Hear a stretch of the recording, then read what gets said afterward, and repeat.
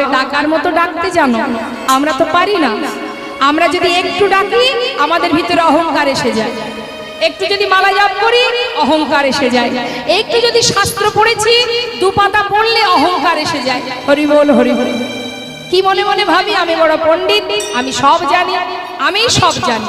এবার নিজে জানি অপরের খুঁত ধরতে শুরু করে দিই, এর এটা সমস্যা, ওর ওটা সমস্যা তার। আরে বাবা, তুমি কতটুকু এগুলি সেটা তুমি দেখো, কে কি করলো সেটা তোমায় দেখতে হবে। এটা হচ্ছে আমাদের সমস্যা। একটু জানলে নিজেকে পণ্ডিত মনে করি, একটু মালা জপ করলে ভক্ত মনে করি, মহাজন করলে বৈষ্ণব হতে বড় মনে ছিল সাপ। ওই ত্রিনাদপি শ্লোকের সামনে আমি পড়ে গেলাম। ত্রিনাদপি শুনে চেন তরুরীব সহিষ্ণনা অমানীন মানদেন কীর্তনীয় সদা হরি।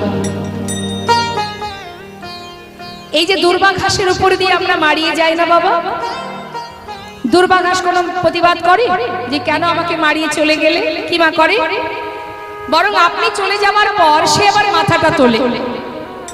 বৈষ্ণবের লক্ষণ হবে দুর্বা ঘাস যদিও মাথা তোলে তুমি কিন্তু তুলতে পারবে না, নত থাকো, দুর্বা ঘাসের থেকেও নত। আর কি? বৃক্ষের ন্যায় সহিষ্ণুতা। একটা বৃক্ষ, সেই বৃক্ষ থেকে আমরা ফল ছিঁড়ে নিই, ডগা কেটে নিই, তথাপিও সে আবার নতুন করে ডগা বাহির হচ্ছে, আবার আপনাদের মতো ভক্ত সেবায় লাগছে। ঠিক তদ্রূপ অমানীন মানদেন, অর্থাৎ সবাই যদি কাউকে ঘেন্না করে, মনে করুন একজনকে সবাই ঘৃণা করে, বৈষ্ণবের লক্ষণ হবে তাকে সম্মান করা। সবাই যাকে ঘৃণা করবে তুমি তাকে মান দেবে। অমানীন মানদেন, যাকে কেউ মান দেয় না তুমি তাকে মান দেবে, এটা বৈষ্ণবের উচিত, বৈষ্ণবের স্বভাব। শাস্ত্র বললেন আমি নই।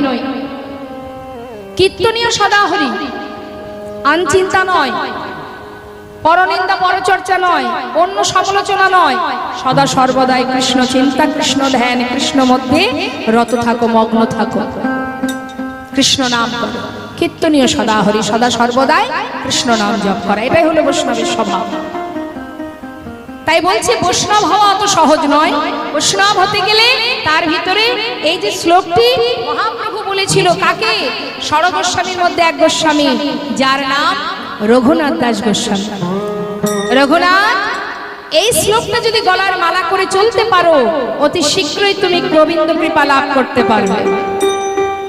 তাই মা, ভক্ত হওয়া আপনার